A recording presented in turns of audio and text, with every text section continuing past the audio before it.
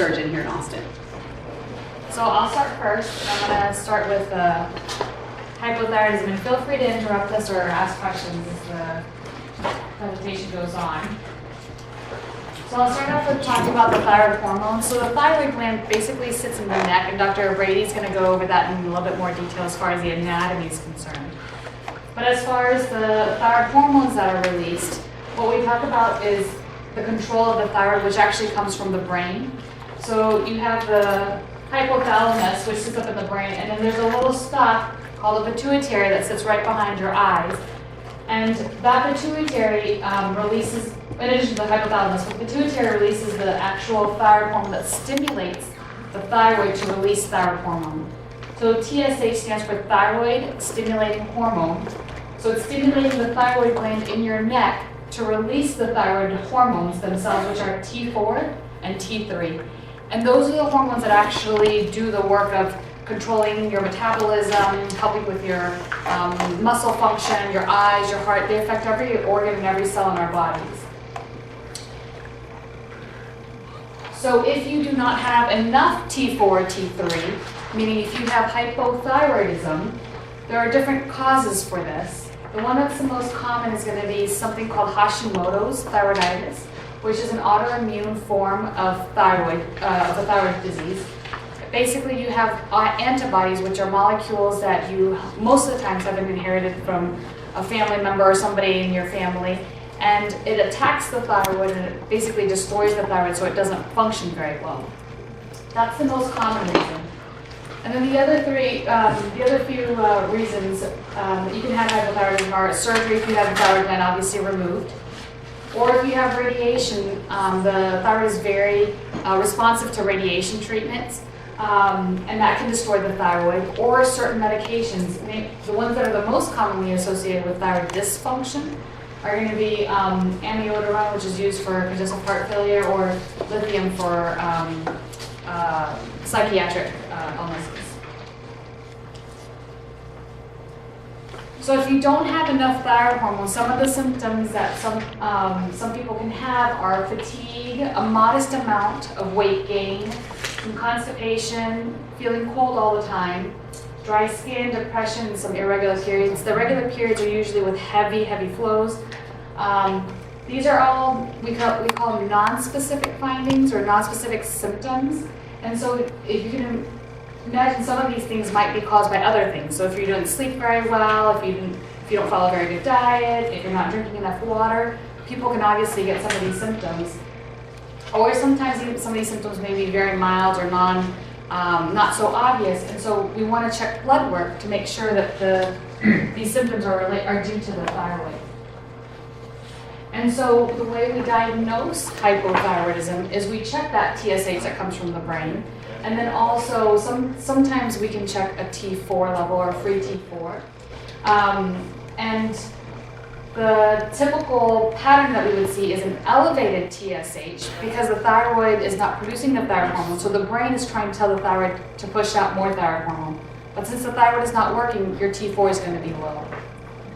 And so this often gets very confused when people are discussing over the phone, when if you say my thyroid levels are low or my thyroid levels are high, what does that really mean? So if the thyroid levels are low, it actually means the T4 is low, but the TSH on your results might actually be high. And so how do we treat hypothyroidism? So we basically give back the thyroid hormone that you're missing. The most common thyroid hormone replacement medications are levothyroxine, which is the generic, Synthroid, the other ones are name brands, Synthroid, Lavoxil, Armour, there's Westhroid, there's a lot of different formulations. And so once these medicines are started, it takes a little while for the brain to adjust and reflect those changes in the blood work. And so usually we repeat this blood work in about 6 to 8 weeks to make sure that the dose is adequate. And so this is not something that we just start a medication on. You actually have to follow the blood work and make sure that it's still at a good dose.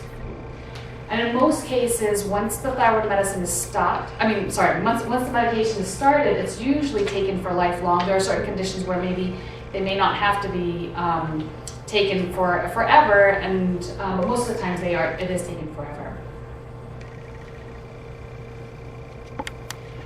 And some of y'all might be on thyroid medicine. It's very important to take it properly. And so we usually recommend taking it on an empty stomach first thing in the morning. And it's a very finicky medication, so it can be affected by certain medications as far as absorption. So iron, calcium, multivitamins, which usually have a little bit of calcium or iron in it, or heartburn-related medicines, need to be taken at least 4 hours separate from the thyroid, or usually I say take it at night and take the thyroid medicine in the morning. And typically if you miss a dose, because it's a very stable hormone, it takes a lot of time for it to go into the cell and do its thing. If you miss a dose, you want to make sure you make it up the following morning. There are several medications over the counter that you can get from specialty pharmacies that are kind of natural thyroid hormone. It's not really recommended for patients to try it, only because sometimes it can contain thyroid hormone that will affect the way your body chemistry is, and can either make your symptoms worse or put you at risk of having too much thyroid hormone around, which can be a problem. Questions? Yes. It's my understanding that there are a couple of different kinds of blood tests for determining hypothyroidism. And there's one that's just kind of like a screening, and then there's another one. So which one, if we think there might be an issue, which one should we be So the one that you're talking about, the screening, is probably the TSH, the thyroid stimulating hormone. That's probably, if I had to put, so there's a lot of different thyroid hormones like T4, T3, and reverse and things like that. The TSH, I would, if I had to put money on it, I would say the TSH is the first thing that most people would do.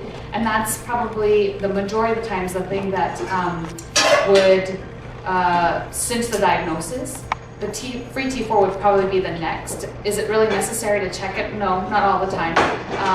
But depending on who you ask as far as physicians are concerned, I would definitely start off with TSH and plus or minus the free T4. There are some other labs that used to be checked back in the days that we don't often check anymore because they're not as reliable, and we just have better tests available now. So Dr. Harrison's going to talk about hypothyroidism. So this is just kind of building off what we just went over. We're looking at the same system here, the same flow of hormones. We're just talking about the other side of the coin. So the causes of hyperthyroidism, again, the most common cause is also an autoimmune disease, just like Hashimoto's. So it's called Graves' disease. So you make antibodies to your thyroid that just make it make thyroid hormone without listening to the pituitary. So it's mostly in females. You can see the ratio is 10-to-1. And it is the only form of hyperthyroidism that's associated with ophthalmopathy, so where your eyes kind of bulge out, and it's because that antibody that makes your thyroid work too hard also causes the muscles around your eyes to be infiltrated, and it just kind of pushes the eyeballs forward.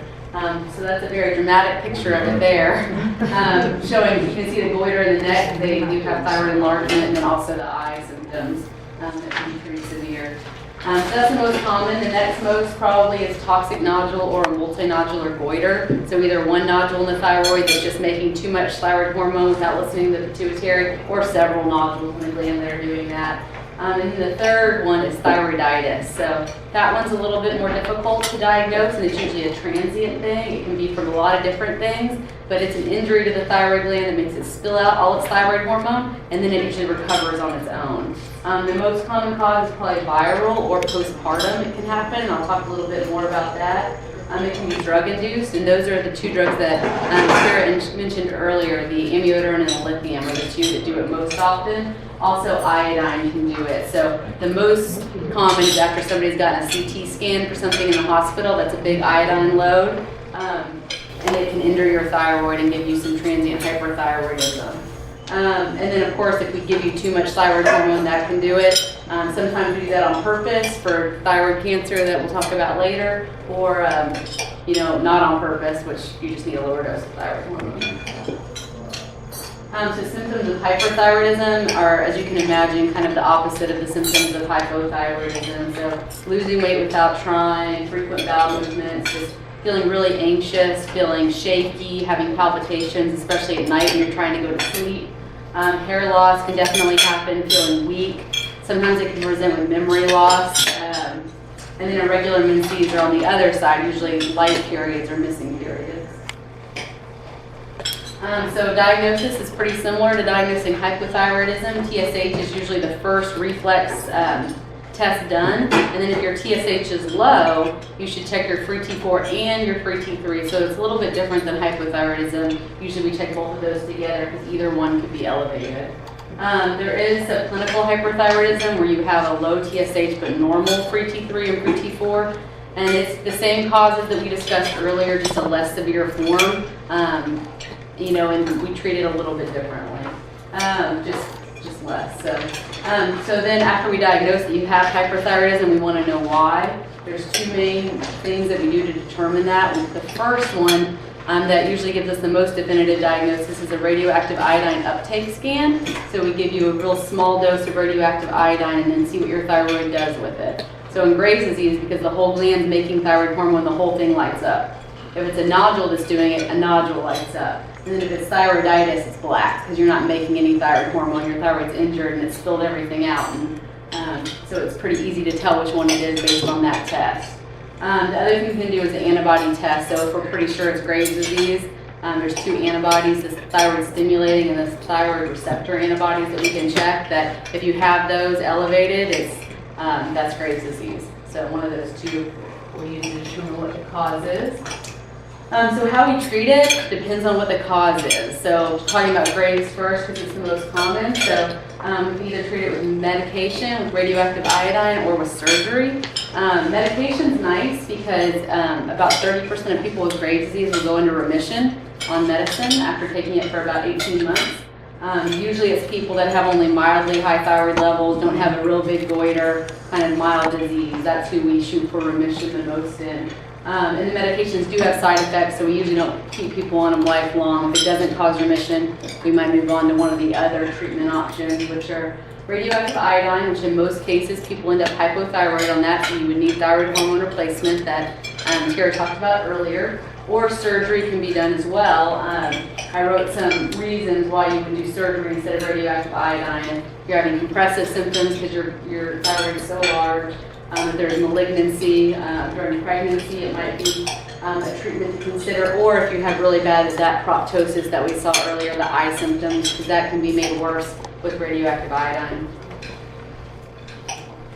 Treatment of the other form, so if it's a toxic nodule, radioactive iodine works really well because it'll kill that nodule, the rest of your thyroid will keep working.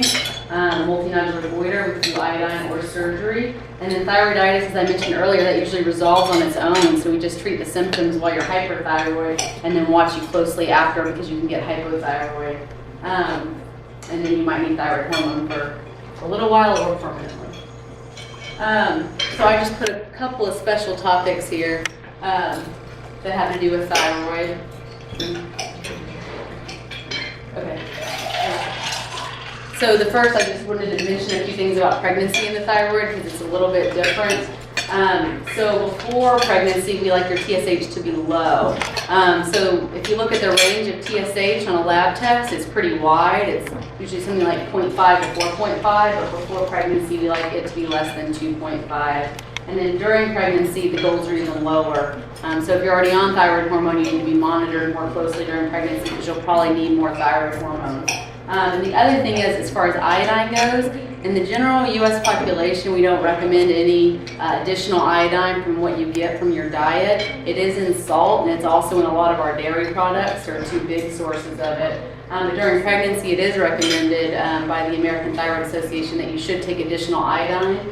Most, but not all, prenatal multivitamins have iodine in it, and it's recommended to get 150 micrograms to support your thyroid. And then the other important thing is postpartum. Getting thyroiditis is really common. As I mentioned, thyroiditis is common postpartum earlier. So 6 to 10% of people will have it. Sometimes it's not caught if it's mild. But people who get it more, people that have the Hashimoto's antibodies, that's the TPO antibodies, and often they'll remain hypothyroid afterwards, so they have to be monitored for at least the first year after pregnancy, and it will often recur with the next pregnancy, so it's something you have to watch out for. Something I wanted to add about the iodine is, even though it's recommended for 250 micrograms, doesn't mean that if you take 500 micrograms that'll be okay. You can get too much iodine in your supplementation. So you don't want to take, you don't think that if a little bit is okay, that more is going to be even better. Yeah, it can cause thyroiditis, getting too much iodine in your diet, just like when you see teaspoons. And so as far as, a lot of times we get questions about certain things in our diet, whether soy or gluten can affect your thyroid. And so there's not a whole lot of evidence or evidence-based medicine regarding how soy products affect the thyroid. However, when they did look at infants who were hypothyroid, who were actually on a soy formula, their thyroid was not very well regulated because the soy was impeding the absorption of the thyroid hormone. So we know that there's some sort of effect with the absorption of thyroid hormone with soy products, but there's nothing to say that that you have to avoid soy so that your thyroid levels can be better. And then as far as gluten in the thyroid, so you'll find there's a lot more research that has gone into looking whether or not gluten affects how the thyroid hormone works or the effects of the medication and the absorption. So celiac disease is actually the true diagnosis for somebody who is gluten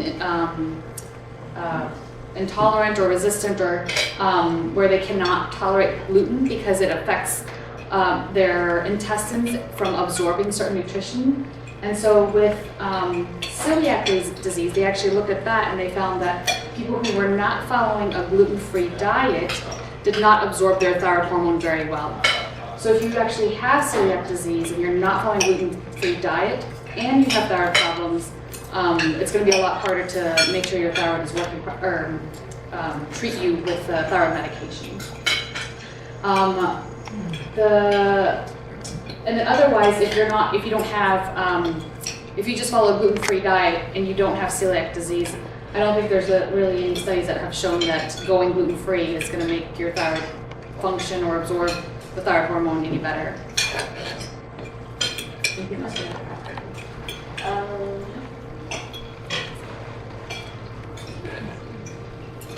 Okay, I'm going to talk a little bit about thyroid nodules and why you would see an endocrine surgeon or a surgeon about your thyroid. So what is the thyroid? We kind of talked about that a little bit. It's the gland that's on the front of the neck. It's a butterfly-shaped organ. It helps us with our metabolism. We need it for all our organ systems in the body. And as we talked about, it secretes thyroid hormone, but it's controlled by the brain, like we talked about earlier. And if you do have your thyroid removed, you have to be on medication for life. So this is a little picture of what the thyroid looks like in a diagram or photo. That's the thyroid gland laying over the windpipe of the trachea.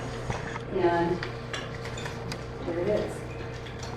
How to diagnose thyroid disease, as we talked about earlier, you want to see your primary care doctor for your yearly exams. Sometimes they'll order blood tests once a year, including that TSH level that we talked about earlier. And if the doctor that's examining you feels a lump on your neck or somewhere around your thyroid, they'll typically order what's called an ultrasound. And it's an easy way to look to see if there's any enlargement in the thyroid or problems with lymph nodes in that area. If one of these tests comes back positive, typically they'll send you out to have a referral with an endocrinologist or an endocrine surgeon. So talking a little about goiters, goiters is just an enlargement of the thyroid gland. It can be because of nodules or because of Graves' disease, just a problem with your thyroid. When your thyroid is diseased, it can get overactive or underactivated and enlarged. Sometimes some of these patients, like I said, have normal function. Sometimes they have hyperthyroid or overactive thyroid and can have underactive thyroid as well. We see patients that sometimes have problems with swallowing or breathing once their thyroid goiters or nodules become too large. It can actually give them symptoms. So nodules are any abnormal growth of the thyroid cells that forms a lump within the thyroid gland. They usually don't cause symptoms. They're very common. We see them quite a bit. By age 60, about half of the population will have a thyroid nodule that can be found during examination or on imaging. So it's very, very common. Other causes, like we talked about, iodine deficiency and Hashimoto's, these are patients that might present with nodules also. Symptoms of thyroid disease, most patients tell us they don't have any symptoms. It's typically benign. Most of these nodules are nothing to worry about. Those are the most common, about 90%. A lot of my patients say they had a carotid Doppler or a screening ultrasound for some kind of health fair, and they found some nodules in their thyroid. So you just want to get them checked out. We're just trying to rule out a thyroid cancer, but the majority of these, like I said, are not cancers. If they are a cancer, most of the patients describe not having symptoms at all. Sometimes patients will find a lump on themselves, or their doctor may feel a lump on their neck, and that might lead them to a thyroid ultrasound and then a biopsy. But typically, like we talked about, the blood work is typically normal in cases of thyroid cancer. A lot of doctors will ask patients a lot of questions about their history, including radiation exposure or family history of thyroid cancer. That would kind of lead us down the road to be more concerned about a malignancy in the thyroid. So the first thing we do to kind of evaluate these nodules is what's called an FNA biopsy, or fine needle aspiration. Basically, we numb up the skin in that area, using an ultrasound, we guide a needle into that region. And the endocrinologists do these biopsies, and we do these biopsies, typically on patients that have nodules that are getting larger, those that can feel a nodule. Sometimes if they're symptomatic, if they feel like there's something choking them, we'll take a sample of it. Any suspicious lymph nodes, those are some reasons why we might do a biopsy in the office. Questions that the doctor will ask about them is if the patient's having any problems swallowing or breathing, if they're having any hoarseness or voice changes, they say they can't swallow their food or they're choking. Sometimes patients will have thyroiditis and actually get neck pain in the anterior portion of their neck. Patients that have these different symptoms, we want to ask also about the family history, like I touched on before, touching on especially thyroid history and thyroid cancer. Okay. The ultrasound is very sensitive. This is a test we can do in our office. It's inexpensive, it's non-invasive, there's no radiation exposure to it, it's painless for patients. And typically it helps us describe these nodules. So we can describe the nodules as being solid, or if they have cysts or fluid in them, characterize it as looking suspicious or not. Some of the characters of the cancer, there's a long list here, but you want to worry about sometimes if we see calcium or irregular borders, enlarged lymph nodes, those are things that we might be more concerned about with the patient and follow the surgery or biopsy these lesions. These are a couple of photographs of what an ultrasound actually looks like. The one on the right is pure cystic. It's dark in the middle. The nodule actually is a solid round thing, and it's just pure fluid that's inside of that nodule, completely benign appearing. This one on the left side is more of what's called spongy form appearance. It looks the same almost as the thyroid around it. For biopsies, if we don't get enough tissue, we typically will repeat it. If they're benign, we tell the patients it's probably okay to just watch this if they're not having any symptoms. So typically we'll just see them back and follow up and monitor it for growth or symptoms at that time. If it's cancer or suspicious, we do recommend surgery or removing that part of the thyroid. If it's atypical cells, we might repeat a biopsy or operate on the patient depending on their preference. And once we do remove the thyroid for thyroid cancer, like I said, patients will be on thyroid medicine for life, usually Synthroid. This is a couple of pictures of what calcification would look like. They're white speckles. I don't know if you guys can see that on the left side. It kind of looks like little stars, and that's when we get more worried about a calcified nodule. And this nodule has hypervascularity or increased blood supply. We might be more concerned with the cancer once you see a type of nodule. Or with toxic nodules, we see that as well. This is what's called a hypoechoic or solid nodule. It's usually darker than what's surrounding tissue of the thyroid. So when would you need surgery on your thyroid? If you're having problems swallowing or breathing, an enlarged goiter. Some patients that are very thin can notice the nodule in their thyroid and they might want it for cosmetic purposes. Hoarseness, problems with breathing, any rapid growth, or if we're trying to rule out a cancer, that's when we would typically operate on the thyroid. There are anywhere between 118,000 and 166 patients in the U.S. have a thyroidectomy each year for benign or malignant causes. So it's a very common operation. There are different types of thyroid surgery we do.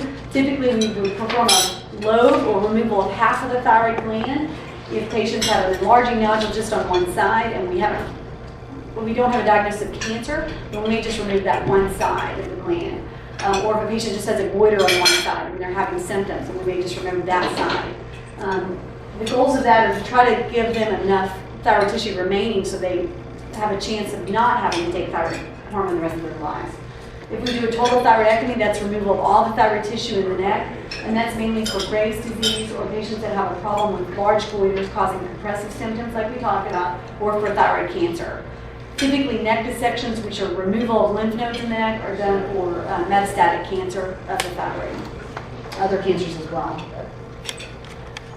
Additional treatment for thyroid cancer after an operation. Once someone has all of their thyroid removed, they need to be on thyroid replacement for life, as we talked about. They'll need to follow up with an endocrinologist routinely to kind of watch them for this. They get blood tests to make sure that that TSH level is kept very low. The reason we want to keep that low is because in the beginning, as Dr. Chachabraham talked about, that brain level will increase the activity of your thyroid. So if there are a few thyroid cancer cells in your body, we want to suppress those and have them not grow. There's options for radioactive iodine, depending on the type of cancer you have and how aggressive it is, or how large or small, or if it's involving lymph nodes. They may end up giving you a radioactive iodine pill. You actually swallow that pill. There's no chemotherapy that we typically treat for cancers of the thyroid. For the most common cancers, it's rare to give chemotherapy. Can I ask a question? Yes. So regarding the TSH level, you said that it should be very low. How long does it, you always have it low after you have thyroid cancer, or does it change as you? It can change, but I'll let you guys touch a little bit more on that. Yeah, it definitely depends on how bad your thyroid cancer was. If there's a wide range, if it was a very small cancer, sometimes we don't even keep it suppressed, all the way to the very large ones where you might be suppressed for life. And it is an evolving thing. So even if it's bad and then 3 years later you're disease free and everything, we loosen up on it. Mostly because keeping your TSH real low can cause osteoporosis and irregular heartbeats. So we try to kind of balance, you know, the aggressiveness of the cancer with the possible side effects you could have later. So this is a picture of a patient of mine that had a goiter, and if anybody has I don't have to show the next slide. It's a picture of her goiter after it was removed. But she was one of my recent patients that I operated on, and she was actually from Mexico, and she was having trouble swallowing and breathing. It was really an impressive, from this picture, it's not, you can't appreciate this, but it was a very large goiter that we removed from her neck. And are you guys okay with this, or should I? Everybody's okay? Okay. That's her goiter once we removed it, but on the this is about 6 inches on the little measuring stick there. So a very large gland that was causing her problems swallowing and breathing. And then that's all I have. The normal size. The normal size, I guess, what do you guys tell patients that would be the normal size of a I thigh? usually say 4 by 2 by 1 centimeter for each lobe. Yeah, for each side. Yeah, it's confusing in centimeters. Have any questions? So like, I don't mean to go into this too much.